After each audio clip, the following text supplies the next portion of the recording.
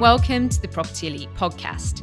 I'll be your host, Jen Lehman, chartered surveyor and co-founder of Property Elite. Stay tuned each week for more on industry hot topics, market updates and new RICS guidance.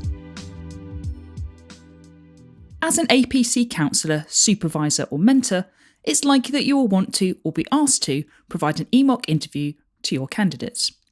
This is an essential part of an APC candidate's journey to becoming MRICS and provides a realistic test of how they will perform in the real thing.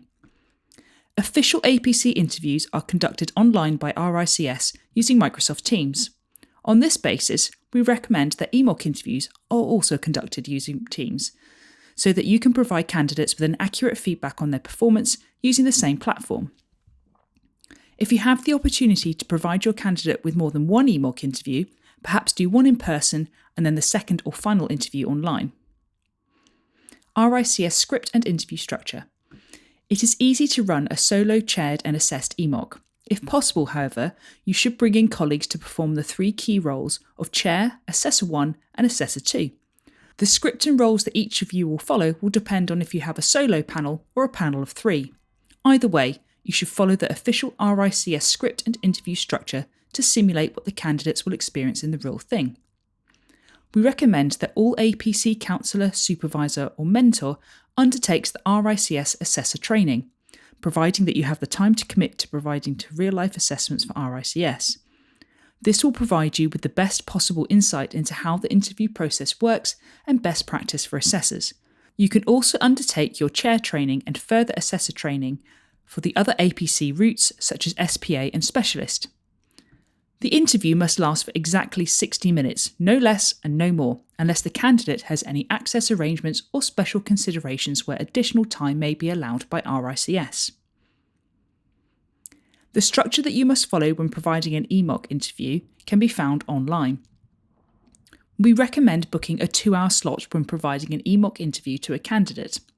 20 minutes for the welcome, 60 minutes for the interview, and then 40 minutes at the end for feedback. We recommend following up the interview with a written feedback report. The RICS has a template on their website that you can download. At Property Elite, we use online software called otter.ai to record and provide summaries and transcripts of EMOC interviews. These have been invaluable to both our assessors and our candidates. If you feel comfortable to do so, then you may wish to allow your candidate to record the interview so that you can review sections with them. This could include their verbal responses and use of body language. Preparation is essential to provide an effective EMOC interview.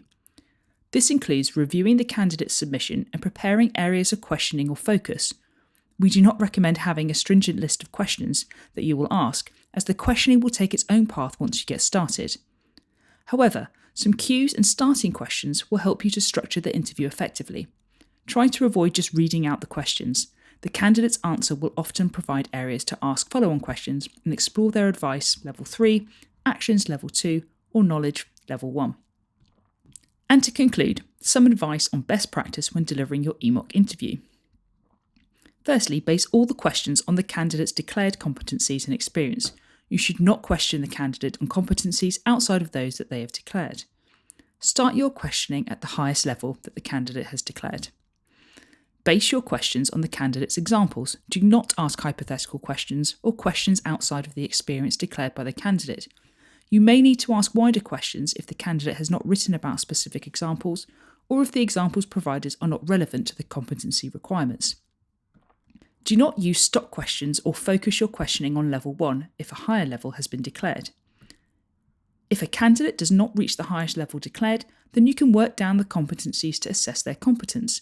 Don't just ask stock level 1 questions where there is a higher level to start at and the candidate has provided relevant specific examples. Do not exceed the 60-minute time frame. Within this, you must cover the breadth and depth of the declared competencies and entire submission elements. If a candidate doesn't reach the required level, despite sufficient questioning to provide them with the opportunity to do so, don't dwell on it and move on. Time is generally not on your side. Do not give any indication of whether a response is right or wrong. A simple thank you or okay is fine, and you can then move on to the next competency. You can tell the candidate which competency you are questioning them on, but do not tell them at what level they are being questioned at. That said, asking about specific examples may give this away in any case. Make ample notes as you go to allow you to provide feedback to your candidate. Finally, good luck. The more practice you have in providing EMOC interviews and assessing official interviews, the better assessor and counsellor or supervisor you will become. Like everything, it is a skill. The best assessors provide a constructive and positive environment for candidates to succeed in. We are not here to be gatekeepers or examiners. We are here to facilitate an environment whereby candidates can demonstrate their competence and advice. Assessing can be nerve-wracking, and your candidate will no doubt be nervous too. So be kind to yourself and your candidate, and work with them to provide a fair and equitable outcome. Thanks for listening to the Property Elite podcast this week. Head to our website to check out our full blog, free and paid support resources and services, free consultation for every single RICS APC and ASOC RICS candidate, and also ask us any questions you have via the website chat blog. See you next week.